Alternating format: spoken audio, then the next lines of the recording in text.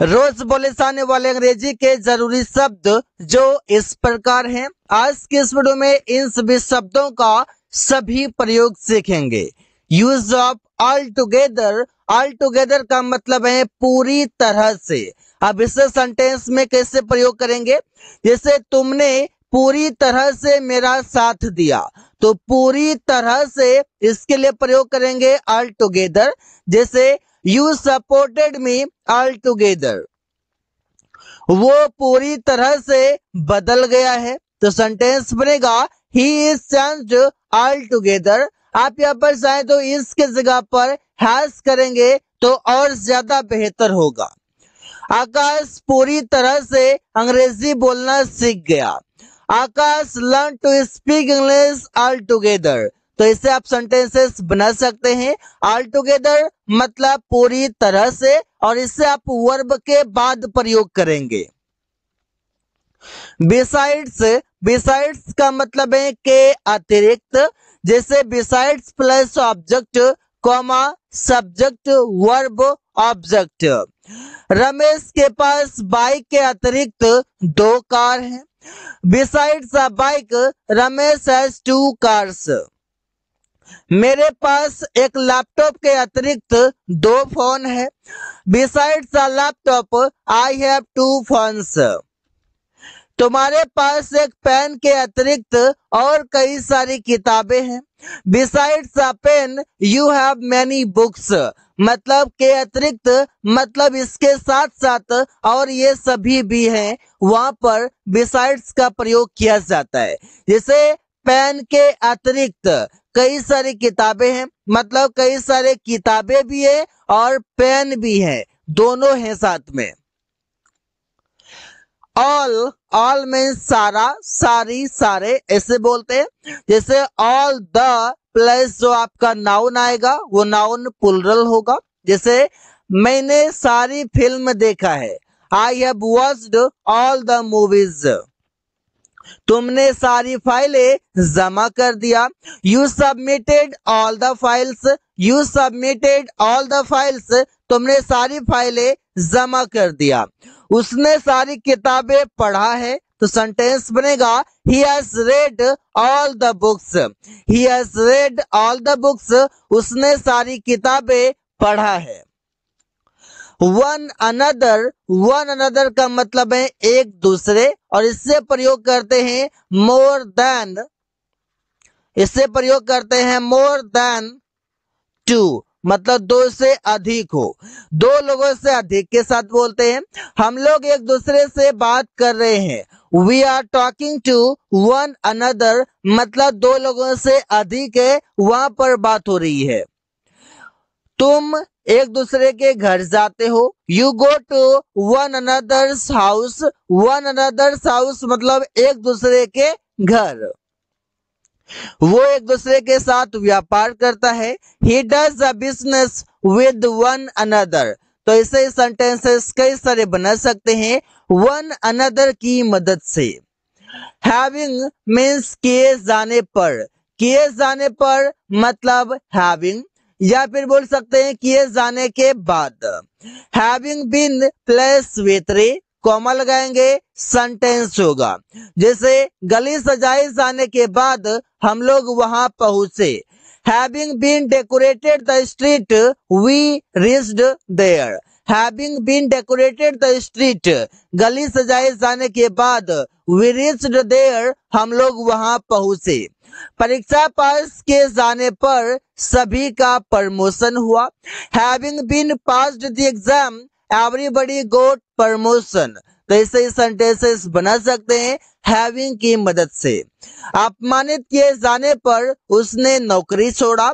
Having been insulted he left his job. यहाँ पर देखिए हैविंग बीन के बाद यहाँ पर वितरी है, कॉमा है, और इसके बाद सेंटेंस लिखा हुआ है। सेंटेंस है, सेंटेंस है। हैविंग मीन्स किए हुए, कोई काम किए हुए। जैसे it has been plus object plus having plus V three plus object होगा। अमन से बात किए हुए बहुत दिन हो गए हैं।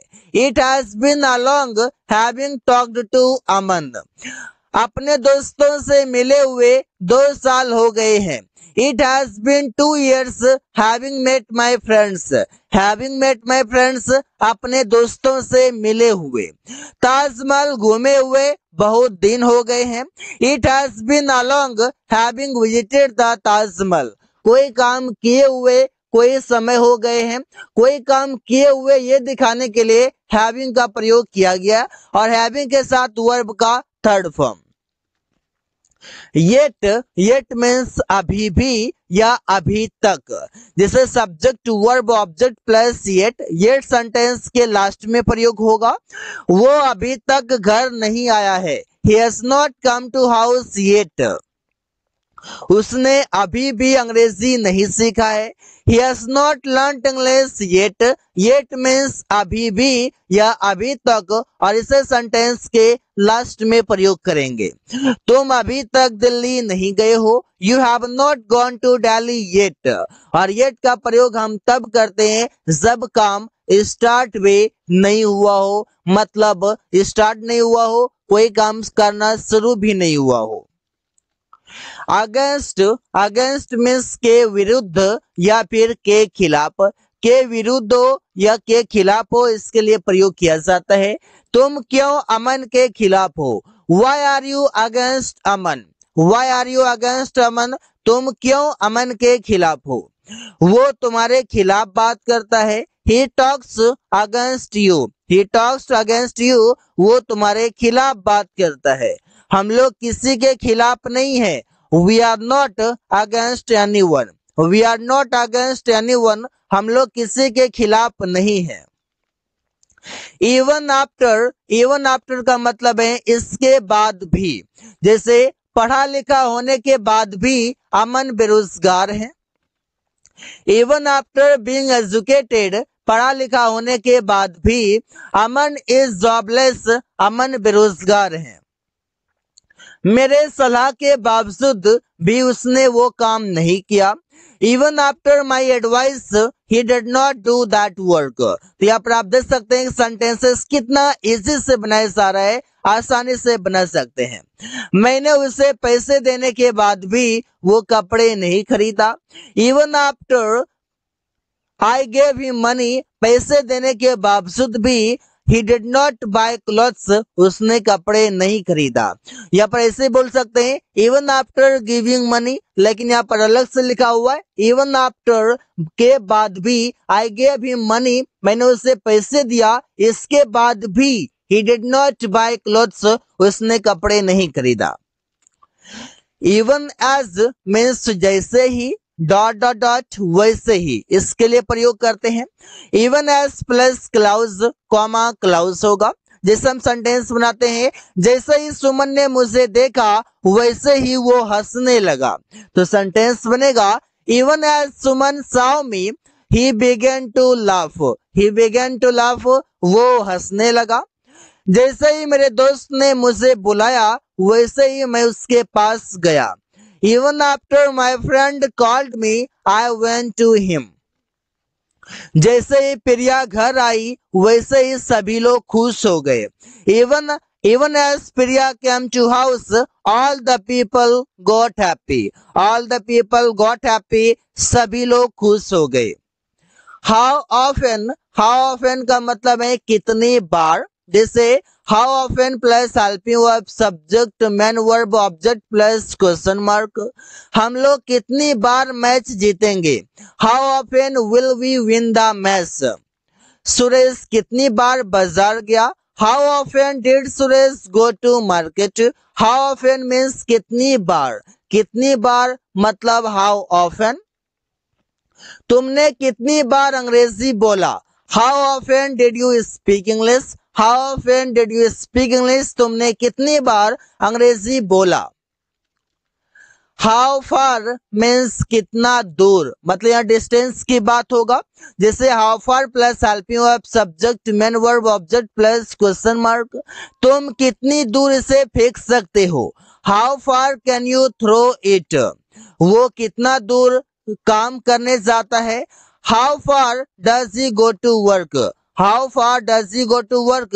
वो कितने दूर काम करने जाता है।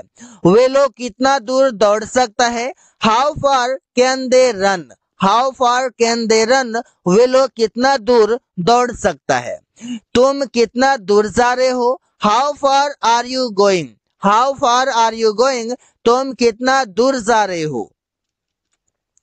लाइकली टू मीन्स संभावना है, जैसे आप पॉसिबिलिटी बताते हैं उसी वर्ड से लाइकली टू से भी बनाते हैं। ऐसे पॉसिबिलिटी बताने के लिए हमारे पास मॉडल वर्ब में है और हमारे पास माइट है। इसके साथ साथ लाइकली टू से भी बनाया जाता है। जैसे रवि को डॉक्टर बनने की संभावना है, तो सेंटेंस बनेगा Ravi is likely to become a doctor. उसे आने की संभावना है, he is likely to come. Khushboo को अंग्रेजी सीखने की संभावना है, Khushboo is likely to learn English. Aman को सब्जी खरीदने की संभावना है, Aman is likely to buy vegetables. Aman is likely to buy vegetables. Aman को सब्जी खरीदने की संभावना है। कोई काम करने की संभावना है, उससे हम लाइकली टू से बना सकते हैं। काफी आसान है, सेंटेंसेस ऐसे ही बनाए जाते हैं।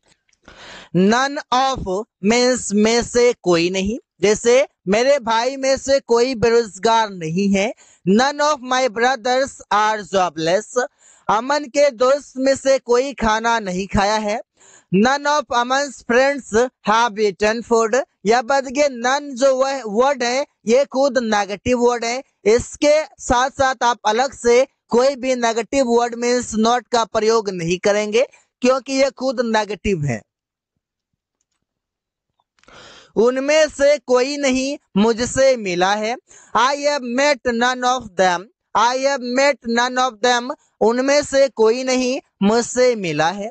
कि कोई किताबें नई नहीं है, तो सेंटेंस बनेगा none of the books are new. None of the books are new. कोई किताबें नई नहीं है। तो ऐसे ही सेंटेंसेस कई सारे बना सकते हैं नन ऑफ की मदद से।